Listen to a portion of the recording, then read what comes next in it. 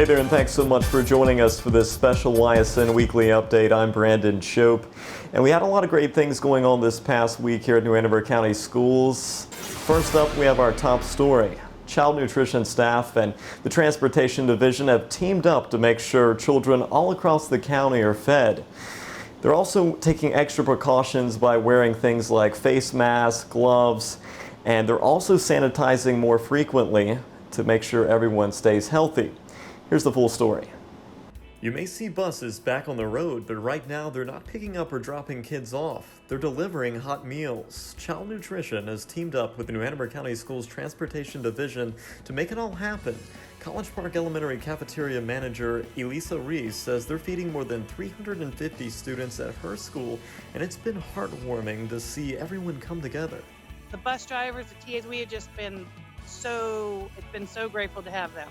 You know, they help load the bus, they help, put meals out, bag it outside, put it on the table so the customers can come up. We get to feed children and, give them things that they need during this time. And some of the parents are just so grateful. There's a lot of parents that, the food costs went up because they're at home, and now we're being able to help with that. Bus drivers echo that response. As long as the people that are eating are happy and the kids are fed, that's all that matters. And to make sure everyone stays safe, Reese says they've been taking extra precautions in the cafeteria and on the buses. It's a lot of hand changing gloves. We're going through a lot of gloves and sanitation and stuff, but it's all well worth it. These employees are on the front line daily, even during spring break, delivering those meals. While the curbside grab-and-go meal service with delivery will not be operating on Friday, April 10th, there will be an additional snack going out with all meal deliveries on Thursday. The North Carolina Azalea Festival Youth Art Contest presented by the Coastal Children's Services is an annual contest showcasing the amazing artistic talents of the youth in our community.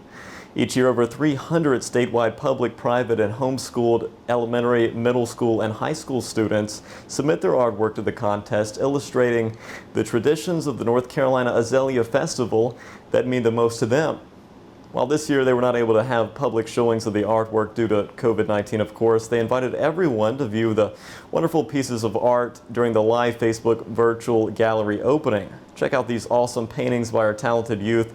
I was able to attend last year, such a wonderful event, a lot of amazing artwork out there, and so I'm really excited they were able to still hold the Facebook Live event online. Great job with this to everyone involved.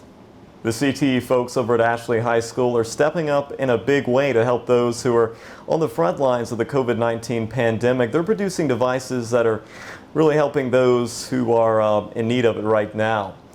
I've got the full story. I actually talked with them on Zoom video chat earlier in the week. Here's that interview. Hey there, I'm Brandon Shope here with New Hanover County Schools TV. Joining me right now is Mr. Floyd Benfield and Dan Glauber from Ashley High School. Thanks so much, guys, for joining us today. Thank you. Thank you. Yes, sir. All right. So we found out about this, 3D printer that you guys have been working with to make face masks for the community. Obviously, right now, due to COVID-19, it's been a rough time for everyone. People are in need of these face masks. Talk a little bit more about that and what you're doing. Sure. So we actually kind of started out looking at how to make a respirator mask, and went to our principal to ask if we could start making those with a little bit of talk to emergency management. What they actually needed was face shields. Is what they were running out of and since ran out of until we gave them more yesterday. So we've started producing the headband piece and a chin piece for face masks for anyone out working. Are you guys working towards getting these mainly to first responders, or tell me a little bit more about that? It's so the EOC is they're pretty much coming to us, and we're giving them these prints, and then they're distributing where they are needed most. And so it's not just like the hospital, it can be like the local food food place where people can come in and that are struggling right now. If someone's working there, they'll have that face shield on, so just to be extra safe. But it's multiple places that it goes to, and it's just to create that extra protection from mostly splatter, like whether it's sneezing or coughing, or if it's in the hospital, it could be a liquid or blood, whatever it is, to try to protect their face and their eyes. Yes, sir. Excellent. All right. Well, so, whenever it comes to this, who came up with this idea? Where, I'm assuming both of you guys kind of got together and came up with the idea. Well, Daniel actually started printing last week a face mask, and a local doctor actually talked to me, who's a friend, about printing them, who also happens to have a son that's a student in Mr. Glauber's class. So that's kind of how we got kicked off, asking for permission to do that. So, and then it was, I mean, in a way, the idea came from the internet. I'm really in the 3D printing community. I just love 3D printing in general. And so when this all started showing up, I started seeing more and more people printing these. And I thought, we thought that why don't we try doing this?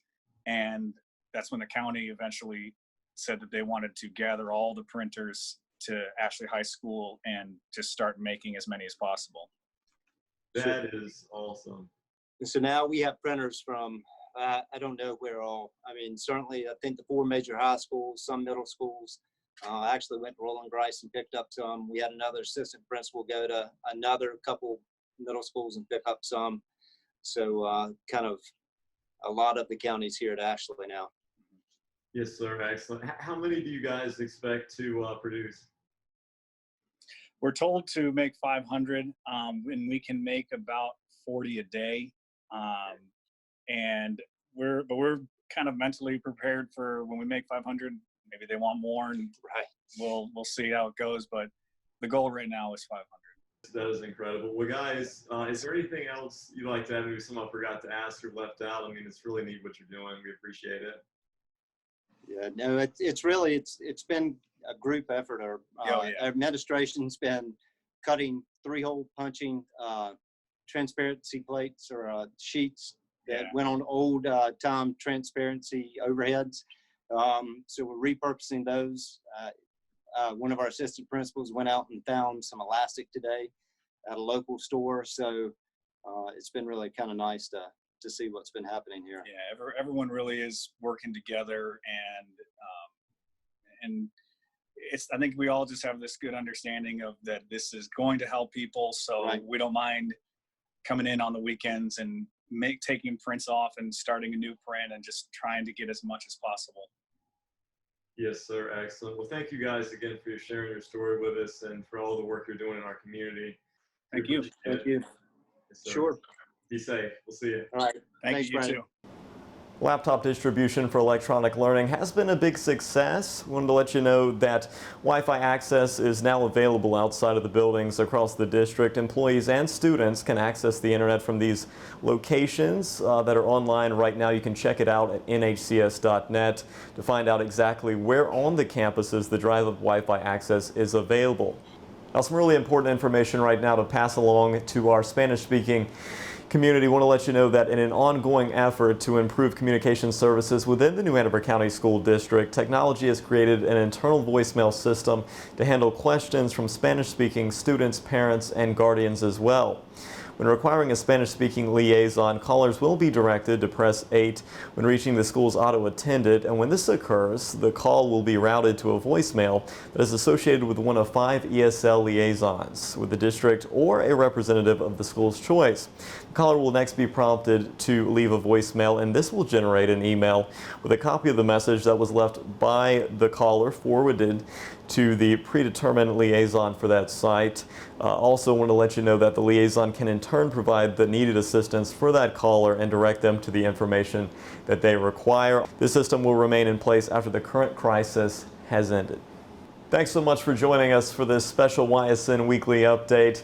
We hope that you'll follow us on Facebook, Twitter, and YouTube as well to check out all of our great news and information right now from the district. As always, nhcs.net. You can find a lot of great things there.